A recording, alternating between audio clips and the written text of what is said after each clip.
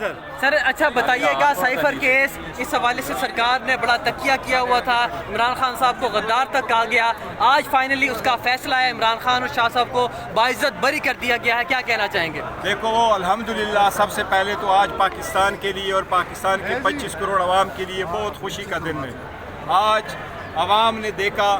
کہ حق کا فیصلہ آ گیا، انصاف کا علم بلند ہوا اور الحمدللہ وہ جو ناحق اور بیس لیس کیس تھا اس کا خاتمہ ہوا، جس میں خان صاحب نے تقریباً 10 مہینے کا وقت گزارا جیل میں، جس کی بنیاد پہ سارا وقت خان صاحب کو رکھا گیا جیل میں۔ الحمدللہ آج اس کا خاتمہ ہو گیا اور دنیا نے دیکھ لیا۔ آج خوشی کا دن ہے اور اس کشمکش اور سختی والے حالات میں آج بارش کا پہلا قطرہ لوگوں نے دیکھا۔ انشاءاللہ ان قریب باران رحمت عوام دیکھے گی جب خان صاحب باہر ہوں گے، اور انشاءاللہ بہت جلد باہر ہوں گے۔ ہم نے عدالت کا احترام کیا، ہمیشہ عدلیہ کا احترام کیا، ہمیشہ عدلیہ پہ اعتماد کیا، اور عدلیہ سے ہم آج بھی امید لگائے بیٹھے ہیں کہ انشاءاللہ تعالی حق کا بول بالا ہوگا، اور یہ سارے جو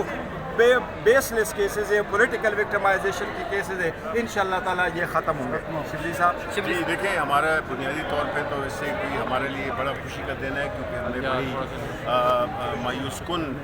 دن دیکھے ہیں اور ہمیں ہر دفعہ مایوسی ہوئی ہے۔ الحمدللہ اس دفعہ ہمارے خان صاحب اور شاہ صاحب ان دونوں کا جو اللہ تعالیٰ نے ان کو جو سرخرو کیا ہے وہ بنیادی طور پہ اسی وجہ سے تھا کہ یہ سیاسی بنیادوں میں بنائے ہوئے کیس تھے، اور یہ سب سے ملک کے سب محب وطن ہیں، لیکن جو پاکستان کا سب سے بڑا محب وطن لیڈر ہے وہ عمران خان ہے، جو کہ باوجود تمام سختیوں کے اس ملک میں اس گرمی میں ہر حالات میں اس نے نہ کسی کے ساتھ ڈیل کی ہے، نہ اس نے اپنے لیے کوئی معافی نامہ بھجوایا ہے، جس طرح کہ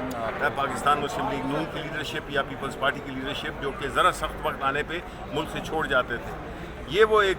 مرد قلندر ہے جس نے کہ ہر سختی، اس کی ساری زندگی پاکستانیوں کے لیے وقف ہے، اور اس کی ساری زندگی پاکستان کی خدمت کے لیے اس نے ہمیشہ کی ہے اور آئندہ بھی انشاءاللہ کرے گا۔ اب ہماری امید یہی ہے کہ جب اگر انصاف کا یہ ایک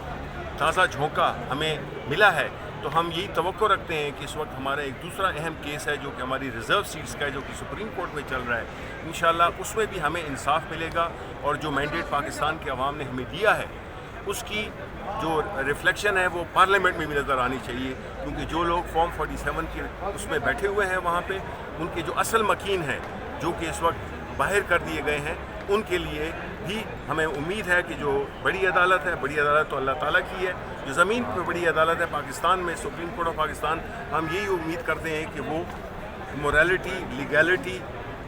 اور پولیٹیکل بیسس پہ یہ جو ہے تو یہ اس پورے ایشو کو دیکھیں گے، اور وہ انصاف کے مطابق، قانون کے مطابق اپنا فیصلہ دیں گے۔ بہت بہت شکریہ۔